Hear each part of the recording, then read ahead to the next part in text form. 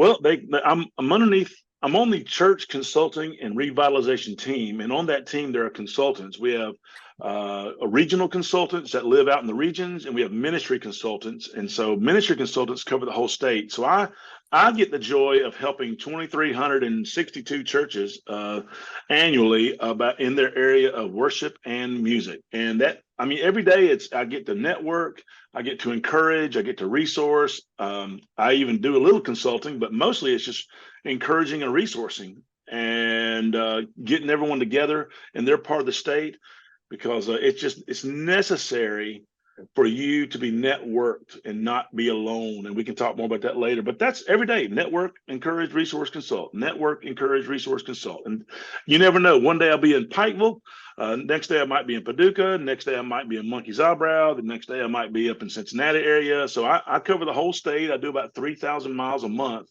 all over Kentucky. Now, Kentucky's smaller than Texas, of course. I don't have a plane like Tom Tillman. He jumps on a Southwest airline to fly somewhere, and but thankfully I'm able to drive. But that's what I do every day. Well, one of the things that students were asking about was someone to give them some wisdom and clarity on basically relationships with their pastor and with other staff in the leadership team at church, because all of these students are involved in their churches, serving in some way. Many of them are serving volunteer and, the worship team or in some other ministry on campus. And some of them are in paid positions. I don't know if anyone here is in a full-time position. I think there's a lot of part-time positions here. But of course, the likelihood is that the vast majority of these students will at some point, they'll all be probably paid at some point somewhere. And many of them will have full-time positions. So the wisdom you share is very helpful. So, well, hey, listen, let's start with some prayer. Lord, just grant this time. May it glorify you in all that we do. And Father, may the words of my mouth and the meditations of my heart be pleasing in your sight, Lord.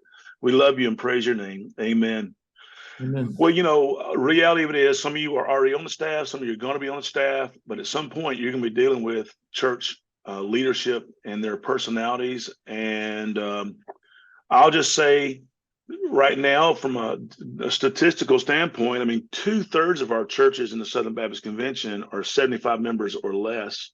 So you're probably not going to be dealing with a small church unless you want to go bivocational and serve, even volunteer on some of those smaller churches. But more than likely, you're going to be placed on a multi-staff where there'll be a senior pastor or a single pastor, and then there'll be maybe another full-time position. That could be you. It could be you just music and worship, or it could be you in a multi hat wearing, where you could be worship, and if it depends on where the church is, worship and students, or worship and children, or worship and missions, or worship and technology, worship and administration, worship. It's going to run the gamut. I'm seeing more and more of our churches have to go to the combo type position. So you might be wearing multiple hats, including the area of worship. And when you get on the field, I mean, listen, everyone gets a honeymoon. You know what I mean when I say honeymoon? You're going to get that grace period.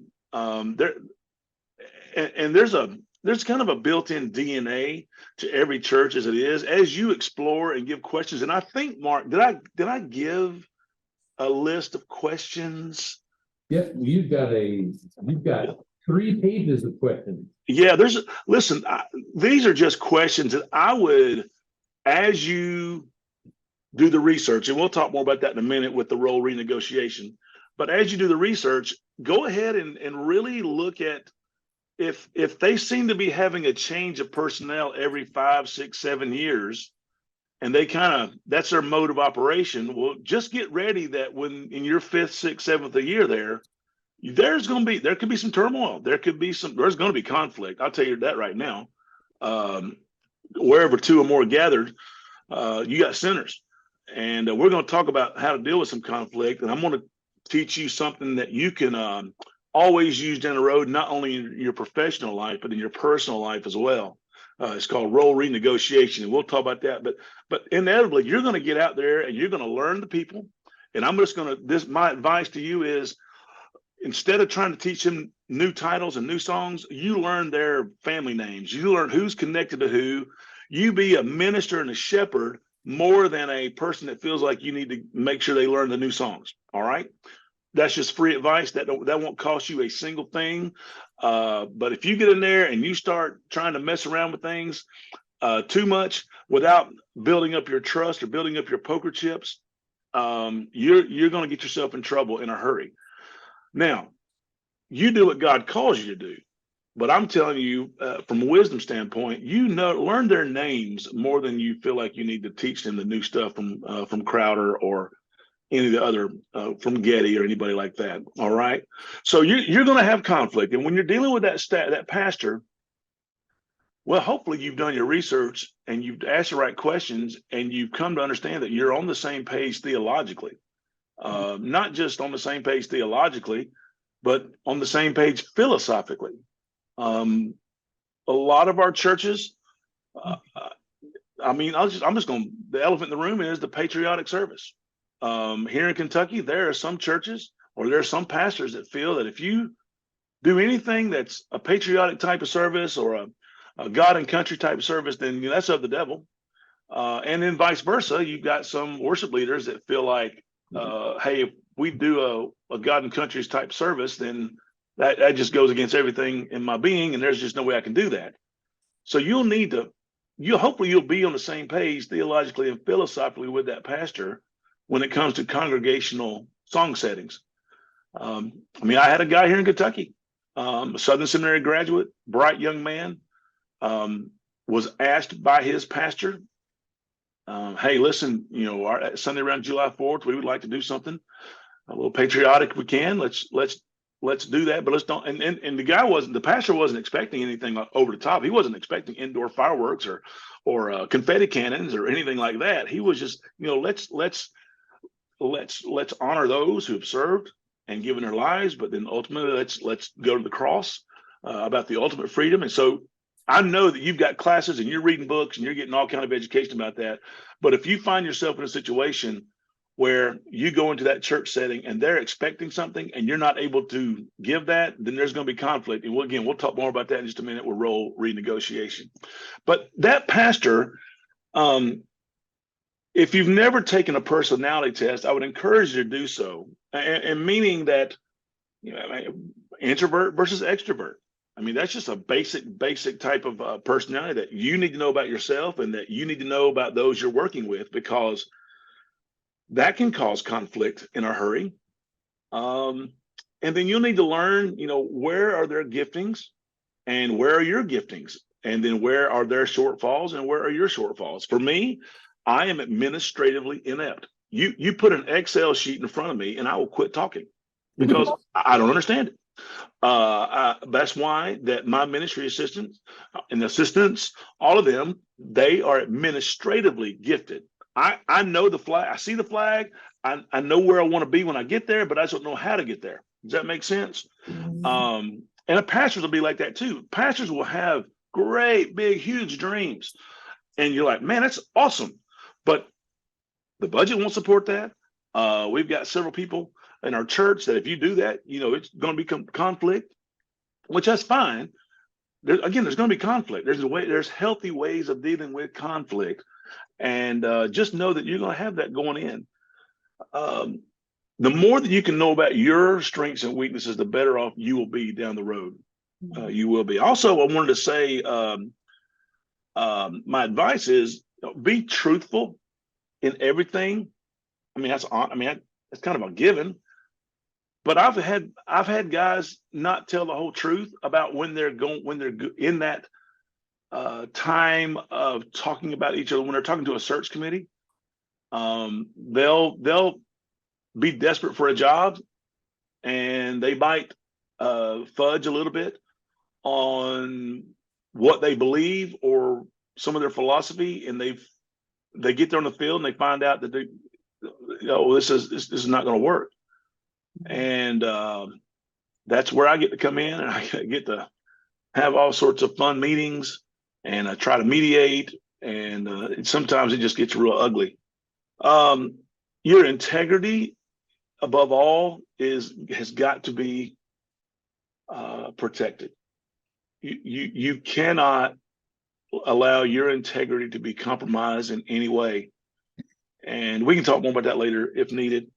And when it comes to your pastor, just be a friend to them. You have to understand that your pastor that you're working with, he's the one that is really in the hot seat.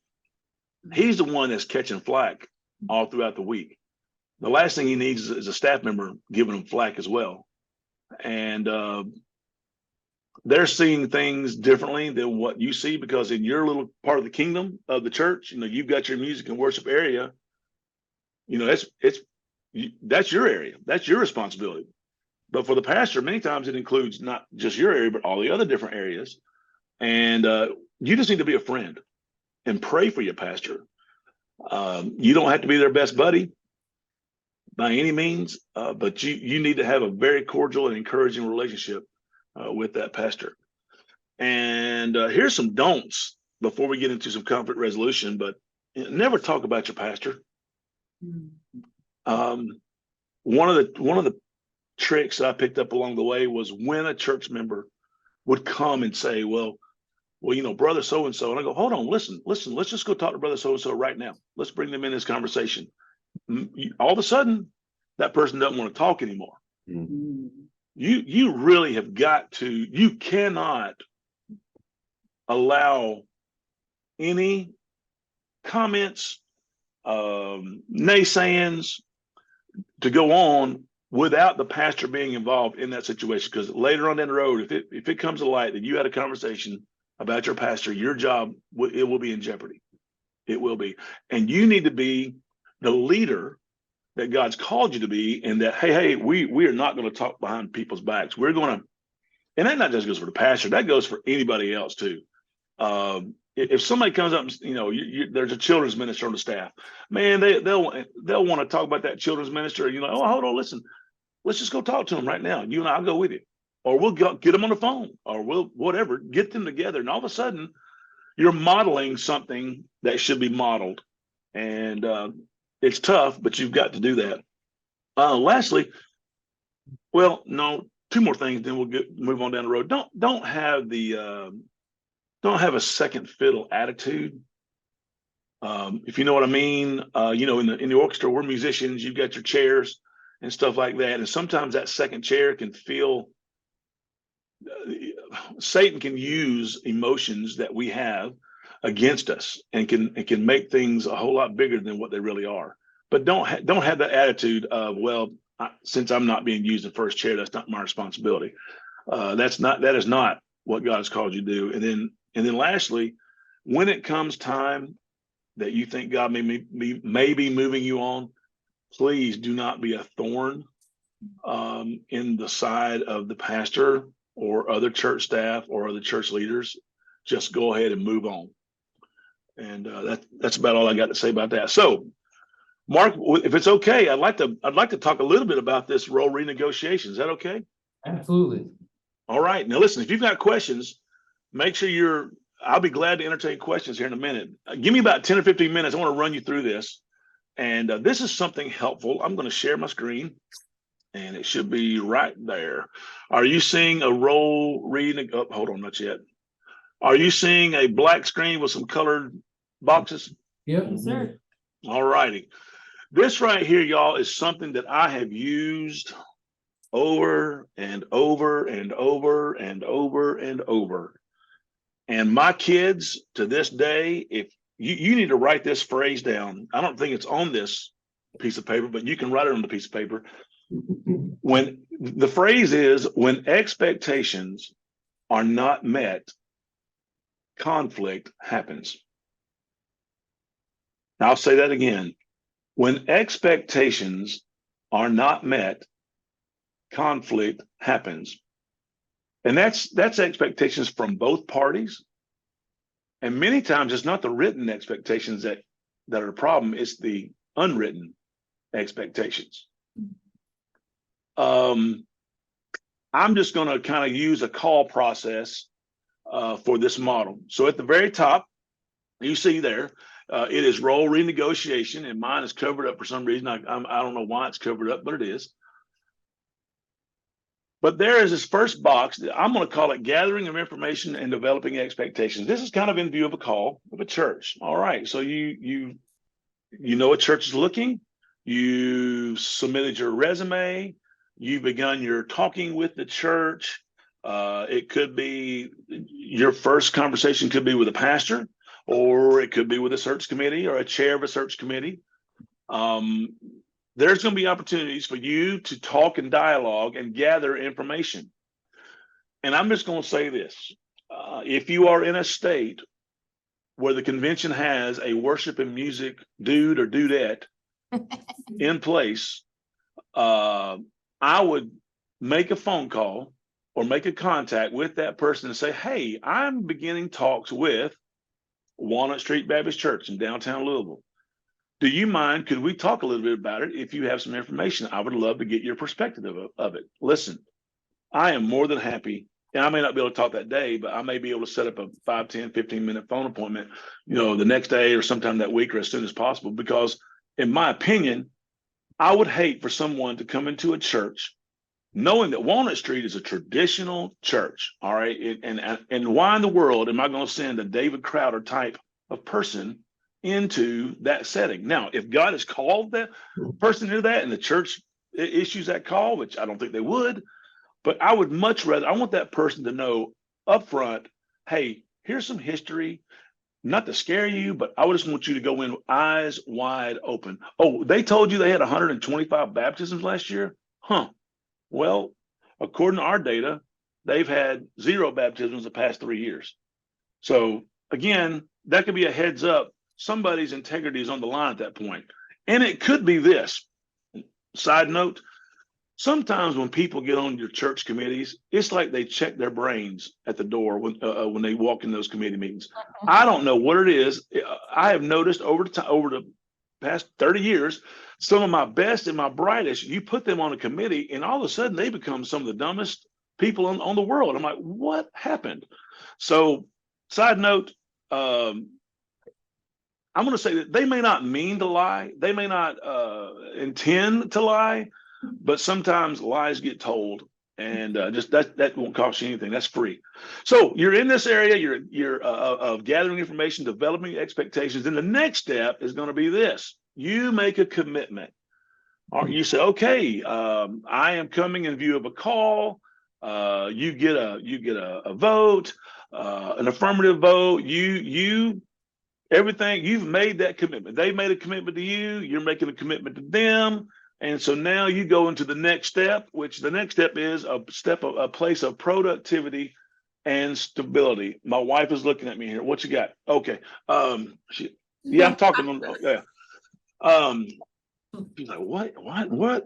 So you're in this is the area you want to stay in. I mean, this productivity and stability is, I mean, you get there, you get your office set up, you're learning names, man, you're making plans, you're ordering music, you're printing music, you're just in that area, you're just rocking it. And I get it. I mean, it's some churches are so lovable, and man, you won't have any conflict at all, or you won't tick anybody off for months or even years. Who knows? But you could be there 2 weeks or 3 weeks, as it happened to me. Maybe I'll share that story later in the class. It's a good story. But all of a sudden, what's going to happen is there's something called a pinch. Now, pinch. I'll talk more about a pinch. A pinch is just a pinch. You ever been pinched? Your mom ever pinched you in church, or you've been pinched by your husband or spouse or husband or wife? It doesn't hurt. I mean, it hurts for a little bit, but it's not a big deal. And then what happens is we call that a disruption of expectations. Uh-oh, hold on. There's been a disruption of expectations. All right. So what we do then, you got 2 choices. Your first choice, I'm sorry, down at the bottom, you have role confusion. And at the top, I don't see role confusion. There should be role confusion right up here. I mean, role clarity up here and role confusion, because this progression, as you go down, you will go get into role confusion, and meaning that, uh-oh, hold on, there's confusion. So you got 2 choices. Well, there it is. Stupid PowerPoint. See, my expectations is for PowerPoint to read my mind, and it's not reading my mind. So there's angst right now. So you can do what we call a oops. An oopsie on our KBC staff, we use this word a lot. Someone will say, "Hey, listen, I thought you were going to get that article written, to me last week." Oh my goodness, I thought it was this Friday. I didn't know it was last Friday. I'm sorry. Let me work on that ASAP. I'll get that to you as soon as possible. All right. Again, that's a oops. That's no harm, no foul, no blood. It's an oopsie. It's a common thing. Another oopsie could be concerning the church says, "Hey, I thought that when I gave you my sermon topics that we talked about this particular Sunday, I was going to be doing this scripture and you were going to have this song done congregationally or by the choir or something that would dovetail with that sermon." And you're like, "Oh my goodness, I forgot. I did not mean to do that. Totally my bad. I'm so sorry." That's just kind of what we call an oops. Again, it's a mistake. Everyone makes mistakes. Or you could do this whole new line over here, what's called planned renegotiations, where it's like this could be something like let's just take for instance the patriotic service. Okay, well, going in, the search committee said that, "Hey, we really want to have a patriotic service," and in your mind and your heart, you're like, "I can't do that, just not going to do that," but you really don't give them that impression, you don't tell them that. Well, that patriotic Sunday comes, and guess what? They're kind of expecting a patriotic type service. Well, you might need to really dig down deep and go, "Wait, but you know what? We need to do a planned renegotiation. Let's just go back to the table. Let's talk more about this. This is bigger than just a oops, my bad." Does that make sense? Mm-hmm. All right. So then you get back up here. This oops will take you back up here into productivity and stability. This is where you want to be. Everyone's great. Everything's cooking right along. And inevitably, there's going to be another pinch. And there's going to be a disruption of expectations. And you're going to be confused in your role. Well, what does that cause? It causes high anxiety and feeling unstable. Listen, don't think for a second that Satan's not going to get in there and magnify that bigger than life. It's going to be the splinter in your neighbor's eye versus the log in your eye. Does that make sense? It's going to be really huge, and all those pinches will eventually turn into what we call a crunch. Now, this is Bubba terminology. I consider a pinch like a BB. You ever been in a BB gun war? Well, maybe not nowadays, but back in the day, we would have BB gun wars. We would shoot each other with BBs. We're Gen Xers. I don't know that these kids do anything like that these days. Okay, paintball. Let's do a paintball. You would go play paintball, and you get stung with a paintball. Okay, it's a sting. It hits. Yeah, it hurts. It's a welt, but it's gone. 24 hours later. Well, now I know Texans will know what this is. I consider a crunch like buckshot. All right. So a paintball, yeah, it's going to sting. It's going to hit you. It's going to leave a whelp, but it's okay. It's not fatal. But buckshot, baby, if I shoot you a buckshot, that's fatal. That can kill you. And so what happens is all these pinches just build up and up and up. They get bigger and bigger and bigger. And if they're not dealt with, they can become a crunch in a hurry. And this crunch, once that crunch happens, now you've got a couple decisions to make. And they are these. One is apathy. I know lots of folks that, man, they've gotten beaten down at their church. They're just oiling the gears. They're maintaining. They're doing just what their job description says. They're not flourishing. They've gone into a moment of, okay, I'm just going to sit here, suck it up, and just get my check and take care of my family. That's all I'm going to do. That is one option. I think it's a bad option, but it is one option. Another option is what they call a mute termination. And this happens a lot more frequently than I would like. A mute termination is something like when a church shows up on a Sunday morning and there's a note on the pulpit. There's a resignation letter from the pastor. Oh. wait a minute. I mean, what they've resigned. They've decided not to talk to anybody about it, and we call that a mute termination. Wow. Meaning that nobody knew, nobody saw it coming.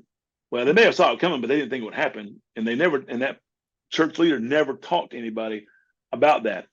That happened here about 6 months ago. Church in South Kentucky, worship leader had just had enough, and he just didn't show up on a Sunday morning, and he just quit. I mean, just quit.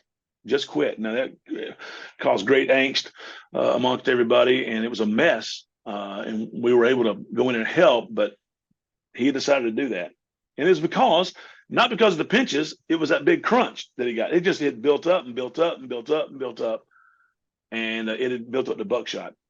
Another option is what we call the recommitment. This is where it's not apathy. It's where you're going to recommit. You're going to go back and you're going to revisit. Okay, listen, I am called by God to be here. I am doing this. This is what I'm doing, and we're going to do everything we can to get right back to this productivity and stability. This is where you want to be. And sometimes you just got to make that commitment. And or your last option is what we call renegotiation under stress.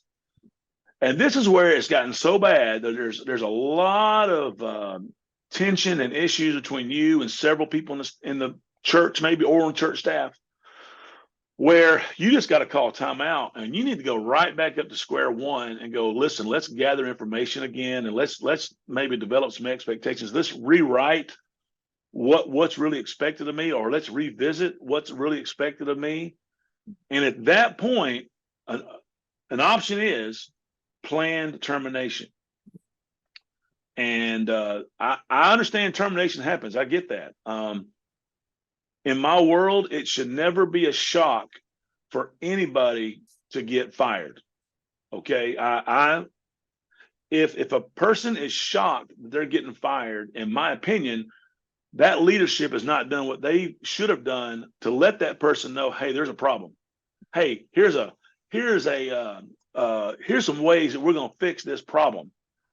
And so I hope that if you ever find yourself in a position where you're getting crunched, that when you go to renegotiation under stress, at that point, there's not a good chance that you're going to be able to survive, and you're going to have what we call planned termination. Hey, listen, we're going to give you 6 months. We're going to give you 3 months, whatever. And they'll do that. So just know that that's probably what's going to happen. You're going to be gone, but you can go back to square one. So all that to say, this green area over here, this is where you want to be. This is the this is the biblical model of dealing with things. You want to commit, you want to have productivity and stability. Yes, there's going to be a pinch. There's going to be an oopsie. Oh, my stars, I didn't mean to do that. That was totally off my radar. I didn't mean to do that. I did not realize that the paragraph that I wrote concerning WMU was offensive to WMU. And so I apologize. And let's go back up here to this productivity and stability. This is where you want to stay over here, even for this planned termination part. This is a lot more healthy than this side over here. The red side is not healthy at all. When you're over here, there is high anxiety and there is feeling unstable. And Satan will eat your lunch all day long once you get over here to the red side. All right. Does that make sense to you guys? On the back or on other people, there should be some scriptures that will help you guys in that. And I'm just here to say that you may not, you may throw this paper away, and 5-10 years down the road, you find yourself in a situation. I'll say this: you have freedom to call me. Mark Brown can give you my cell phone number. I don't care, Mark. Give him my cell phone number. You can call me, text me anytime, and I'll be glad to help. I don't care if you're in Alaska, if you're in Ethiopia. I want to help the best I can. I want you to be firing on all cylinders in your ministry, because that's what we need you to do. So what kind of questions does that raise? Let's talk specifically about that. Have you guys ever dealt with that? Have you ever had issues and then had to go back and renegotiate, or you wish you had? I'm just curious.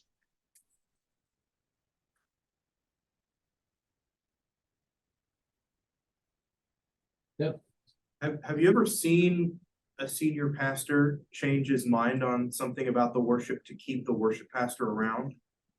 Yeah, I have. Yes, I have.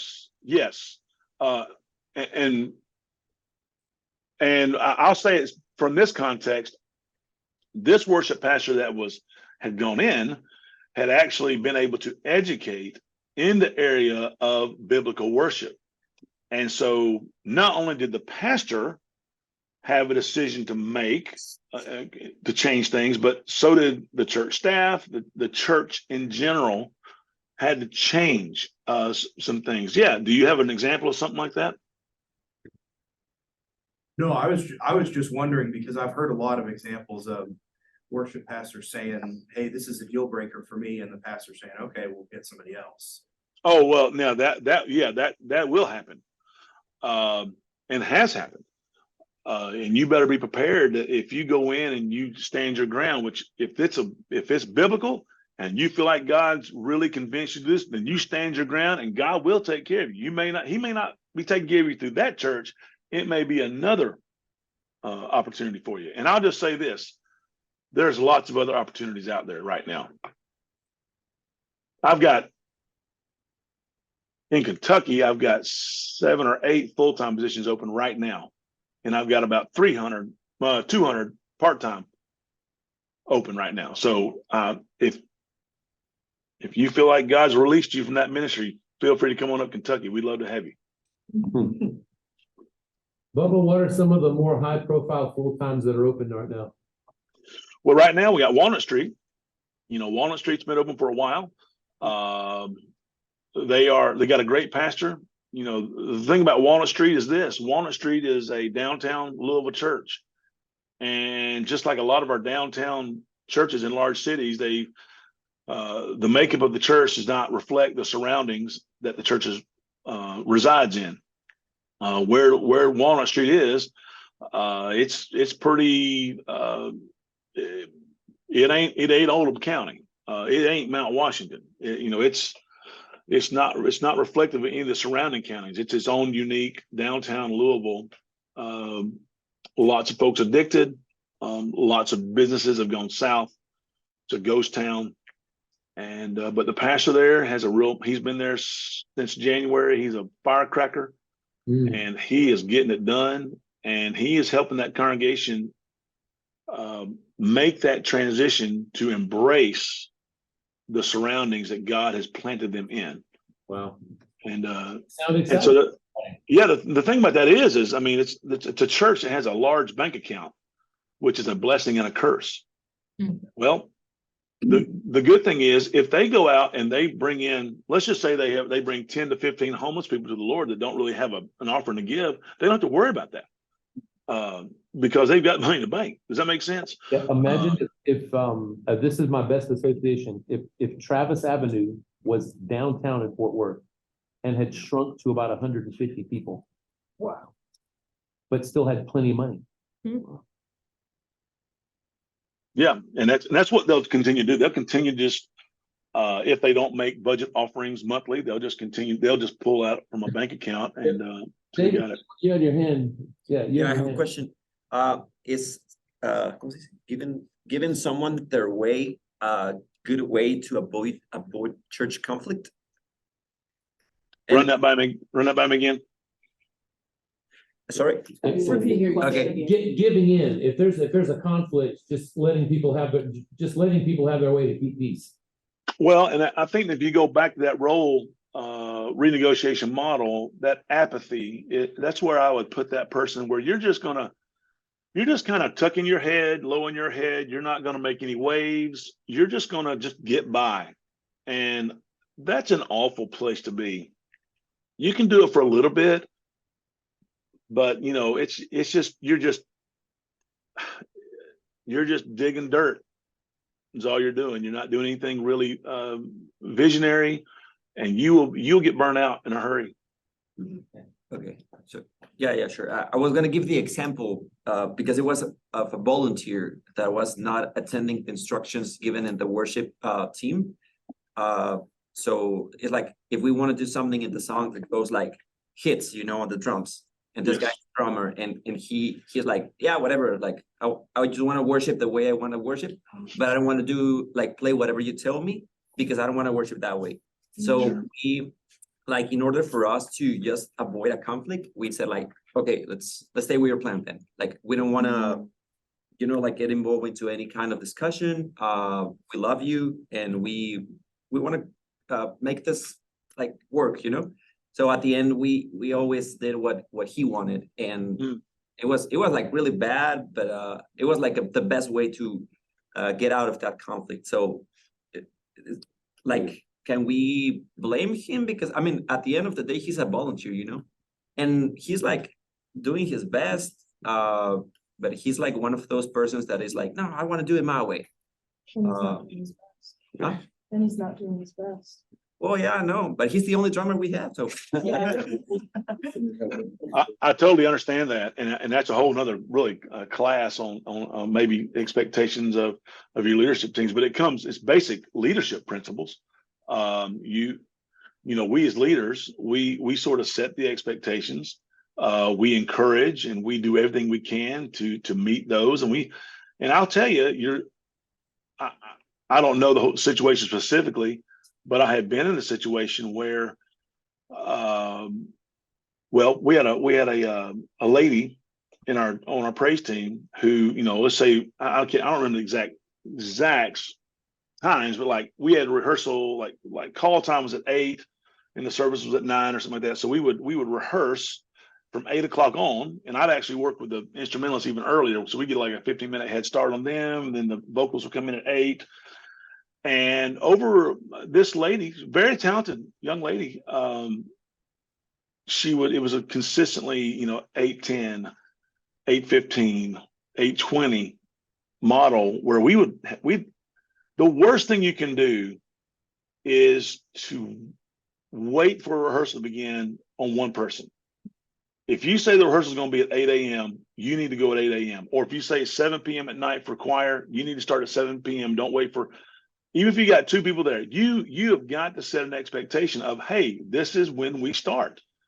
Now, we had done that. We had an expectation. Everybody was on the same page, except for this young lady. And so I had to make the hard discussion with her. And my wife was included on that. By the way, guys, don't speak to females alone, and ladies, don't speak to guys alone. Okay. You don't be caught in that situation. And to be honest with you, it's really getting to the point where anytime you have a conversation with anybody, even if it's male to male, you need to have a second set of ears that can confirm and say, well, no, that's what Jason said, or that's not what he didn't say. I hate we're coming to that. But I sat her down and we talked, and I said, listen, we had an agreement, an expectation. We're starting at 8 o'clock. Just wanted to pick your brain. What's going on? We noticed that you've not been coming in until 8:10, 8:15, 8:20. And she's like, look, I got 3 kids. I'm by myself. Sometimes it's really hard to get them together. And all of a sudden I went, well, we can fix this. That's not a problem. And in fact, we had a church member who was a neighbor who would come down and help her on Sunday mornings, get the kids ready. And guess what? She started showing up at 8 o'clock. I mean, it was just something like that. We just had to sit down, have that conversation, lay out the expectations. And other questions? This is just a hypothetical question, but let's say you're in, like, this person's leading worship, and you've been made aware of a situation, possibly moral failure or whatever, and it happens in higher leadership. And then people find out there's rumors. How do you deal with that biblically? And how do you have that conversation? Just like, what do you do in a situation like that? Well, what does the Bible say? If I say the Matthew 18 principle, does that ring a bell with anybody? If you know there's an issue, you need to go to that person one-on-one and talk to that person. And I say one-on-one, be sensible, be wise about that. And that kind of dovetails with my worst mistake in ministry. Are you ready for this? This is a story. It's true. I was at Valley Creek Baptist Church in Elizabethtown, Kentucky. Was there from 96 to 2001. And man, the church was thriving when great guns are going. went from 1 services to 2 to 3. And so by doing that, it stretched my personnel thin on the music and worship side. And so we needed some more drummers. And so we made a plea to the people, hey, will you pray for us that God will provide a drummer? And we did. God did. A little lady in the choir goes, well, you know, my fiance is a drummer. I said, oh, great, fantastic. Well, let's talk to him. So she gave me his number, and his name was Roger. And I called Roger and said, Roger, I understand you play drums, and you and Ellie are engaged. And he goes, yeah, that's right. And I said, would love for you to come out and play with us. So we auditioned, so to speak. He came out, did a great Wednesday night rehearsal with us, and then 2 weeks later, he started playing with us on a pretty regular basis. And everything was going fine for about 3 months. And then finally, the pastor called me in the office and said, Bubba, we got an issue. I said, what's the issue? He goes, well, Roger and Ellie are living together. I said, oh, okay. So what's the problem? No, I didn't say that. I knew what the problem was. That was going to be an issue. And I'll just tell you this, that as you lead, let me encourage you, to everyone on stage, you need to hold them accountable. Okay. They need to be living, they are teachers, and that's their, if you're okaying for their lifestyle to be up on stage, you're going to have issues down the road. But anyway, so I told Pastor, hey, I'll take care of this. I'll go talk to Roger. And so, man, I was just dreading it. So I called up Roger and said, Roger, I'd love to come talk with you. And if it's okay, he goes, yeah, sure, come on out. And so a few days later, I went out. He lived in a trailer out in the middle of just a beautiful country, and walked in. He said, hey, I've got some coffee. I said, great, let's have some coffee. So we're just making small chat and chit chat. And he's like, I said, Roger, you probably know why I'm here. He goes, yeah, I sure do, Bubba. I really do. And y'all, at that point, I was relieved. I was like, oh my gosh, yes, I don't have to be the bad guy, because he knows it. The Holy Spirit is revealed. And I said, Roger, I said, well, I'm so glad. I said, I really, until you and Ellie, y'all need to get married. And until that happens, I can't let you play drums anymore. And y'all, he put his coffee, he was drinking coffee. He put his coffee mug down, and I will never forget the look on his face. And I said, Roger, what's wrong? He says, Bubba, I thought you were coming to tell me about Jesus. I was ready to accept him as Lord and Savior. Y'all, I could not have gotten low enough. I apologized profusely. I said, Roger, I'm so sorry. I'm so sorry. So I quickly backed out of that meeting, went back to the church, gave the report to the pastor. I was heartbroken. And I'm telling you, it was awful. Roger said that he'd be glad not to play. He wasn't mad about it, but he let me know, hey, don't worry about me. You don't have to worry about me coming and playing. Y'all, I screwed up. It was a bad mess up. Now, fast forward, about 4 months later, there was a revival in our church, and Roger got saved. And the rest is history. That was 25 years ago.